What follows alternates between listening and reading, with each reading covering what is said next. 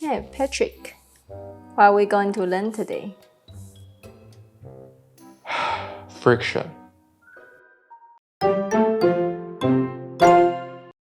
Friction is a force between two surfaces that tries to prevent those surfaces from slipping and sliding across each other. The amount of friction depends on the materials of the two surfaces. The rougher a surface is, the more friction is produced. This is because the small grooves in rough surfaces hit into each other, causing resistance. Smooth surfaces have smaller grooves, therefore produce less resistance. That's why it's easier to slide across the floor in your socks than in your shoes. Not only does friction make it more difficult to slide objects across each other, but it also produces heat. Rubbing your hands together really fast is the easiest way to observe this. This ability to produce heat can be very useful, like when you're trying to start a fire, for example. But friction can also be very annoying. It may cause equipment to overheat, which can be troublesome for you when that piece of equipment breaks. Speaking of which, friction is responsible for the wear and tear of everyday objects. It's the reason why we have to buy new shoes or new tires every now and again. Furthermore, it causes us to spend more energy to do work. Just imagine trying to push your sofa across the room, and you'll know what I mean. But it's not all bad. Without friction, we wouldn't be able to walk or run around properly. Instead, we would be slipping and sliding everywhere. Without friction, we wouldn't be able to hold on to things either, nor be able to stop a car or bicycle. But let's say you did want to reduce the friction. How will you do that? To reduce friction, we'd need to find a way to stop the two surfaces from directly rubbing against each other. We can do this by adding a substance between the two surfaces.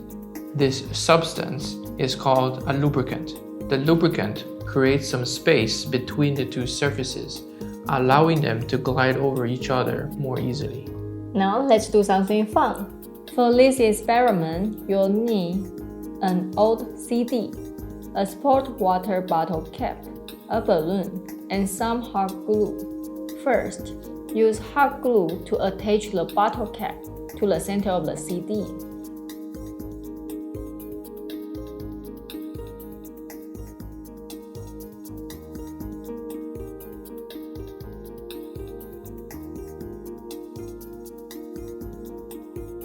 Next, blow out a balloon.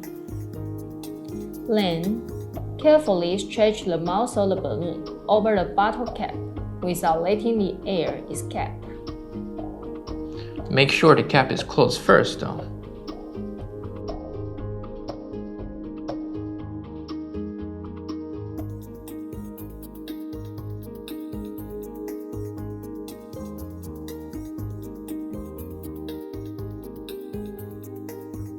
After the balloon has been safely attached to the bottle cap, pull the cap open.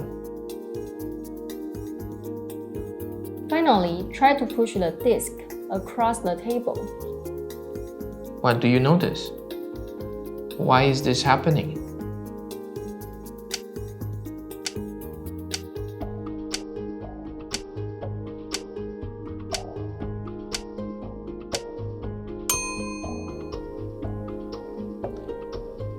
The balloon is forcing air through the bottle cap and under the disc. This creates a thin layer of air between the disc and the table. The air becomes a type of lubricant. Instead of rubbing against the table, the disc is now rubbing against a layer of air that's trapped in the middle. Because the disc and the table are not directly touching each other, the friction is reduced, and the disc is able to glide across the table more easily. Cool, right? Now it's your turn to try. Thank you for watching. Now remember, if you like this video, please like, share, subscribe if you haven't already, and ring that notification bell. That's it for now. We'll see you in the next one. Bye bye. The amount of the That's why it's easier to slide across the floor in your socks than in your shoes. 来不及。 Can be very useful. Like when you're trying to create